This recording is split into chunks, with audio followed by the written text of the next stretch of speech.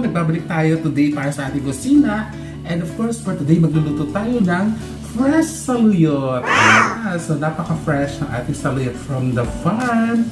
Ayan. And of course, lalagyan natin siya ng manok. Napakasimpleng luto pero napakasarap. Ayan. Natatakpan yung mukha ko ano kaya. Ayan. So, magluluto tayo today ng saluyot or sa Arabic, molokhia. Ayan. Simpleng luto. Gisa lang natin siya sa patis. Ayan. So, for the meantime, ayan. Sihimayin muna natin ang ating fresh saluyot from the farm. So, later, I will show you how to cook. Aputo, na-ready na natin ang ating mga ingredients. And of course, gagamit tayo ng mantika. Ayan, patis. Ajinomoto, mamasitas. Papaasin natin ang ating bawang, sibuyas. And of course, ang ating manok, ayan, at ang ating fresh saluyot, ayan. So, yan ang ating mga ingredients. Ayan. So, now, magigisa na tayo dahil na-ready na natin ang ating kasirola sa mainit na lutuan. Ayan, ilagay na natin ang ating mantika.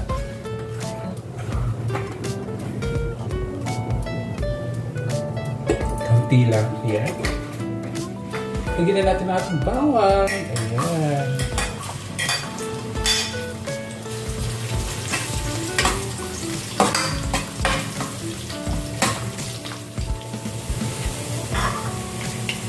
Next, ang ating sibuyas.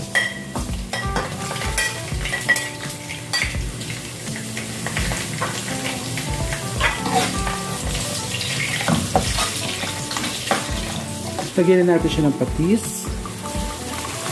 Ayan.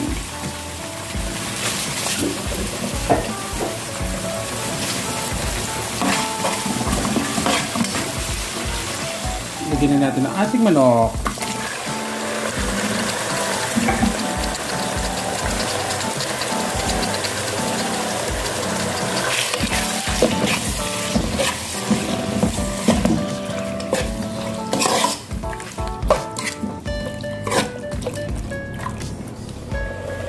Takpan natin siya. Ayan. Balikan natin pag naluto na yan. Lagyan na natin siya ng siligang mix para manuot ang asin niya sa ating manok. Ayan. Pantsayin lang natin. Huwag natin masyadong lagyan ng marami kasi para hindi siya masyadong maasin. Ayan. So, ganyan. Then, mix natin siya. Ayan. Medyo kailangan gamitin ko. Ayan. Kaya natin yung manok sa at natin yung masarap. So yan. Ito lang natin maglasa yung sinigang mix natin. Then ilagay na natin ang ating manok. Tuloy natin siya. Ayan. Ilagay na natin ang ating saluyot. Ayan.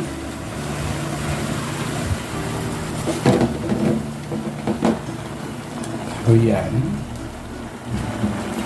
Takpan natin hanggang sa malanta bago natin siya i-mix at sangkapan natin siya ng pampalasa. Ayan, at medyo nalanta ng ating saluyot. I-mix na natin siya ngayon.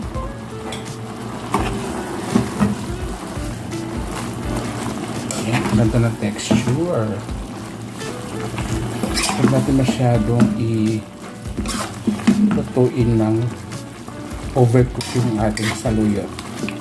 Dapat it's look like a half cook, malutong. Ayan.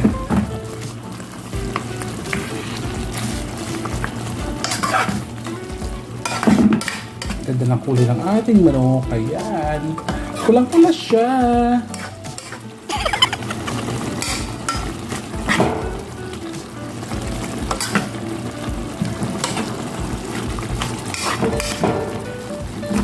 Ayan. Ayan, so gusto ko medyo may konting sabaw siya. Kaya, lagyan natin siya ng konting tubig. Ayan. Konting-konti lang. Para medyo may sabaw siya ng konti. Saka hindi siya masyadong maglasa yung sinigang mix.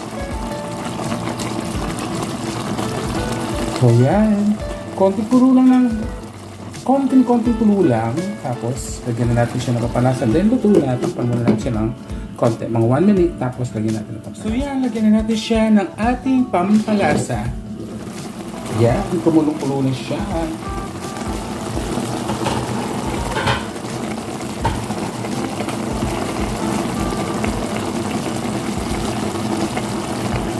Ayan, ang ating pampalasa, konti lang siya.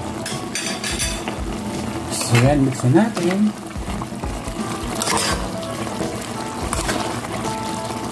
Then na ating saluyot. Konting kulo lang, 1 minute. Pwede na natin siyang kainin. Ayan, mga kaputo, luto ng ating saluyot sa manok. Ayan. So, tikman na natin. Ayan, napakabango. Sarap. Ayan, patay na natin ating lutuan at tikman na natin.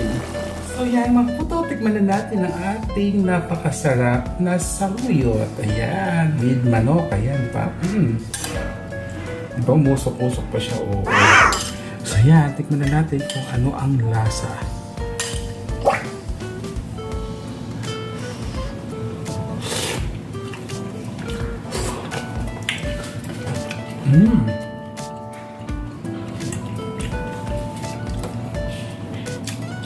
Ang sarap niya, kaputo. Ayan. So, naglasa yung sinigang mix natin as usual. Yung patis, tama yung asim at alat niya. Tapos yung saluyot, napakasarap din.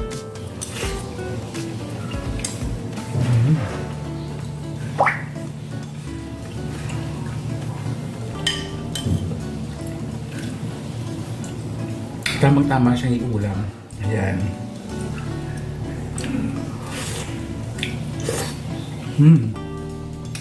Actually, first time ko magluto nito and first time ko nalagyan ng manok. Masarap pala siya. Kasi may luto rin ganito dito sa Saudi. Kaya lang, giniling siya, giniling na saluyot. So, ang tawag nila din is molokhia. Tapos, nilalagyan din nila ng manok. Kaya lang, hindi nila nilalagyan ng paasim. Is parang igigisa lang nila sa sa manok, yun lang. Pero masarap din siya, yung tinatawag nilang molokhia. Ayan, ito siya, saluyot. Well, nabibili na rin dito kasing fresh. Dahil kasi walang fresh na saluyot dito. So, natuto na rin sila. Pero tumutubo to sa mga farm. May mga dates, ayun. Yung ginagawa nila is, na sila, nagtatanim na talaga sila ng mga saluyot na yan. Itong sabon na. Sarap. Wala kang itatapon. Napaka-yummy. So yan. Basta-bus na rin siya. No? Parang gusto pa rin kainin pati yung buto ng pagloka. Sayang.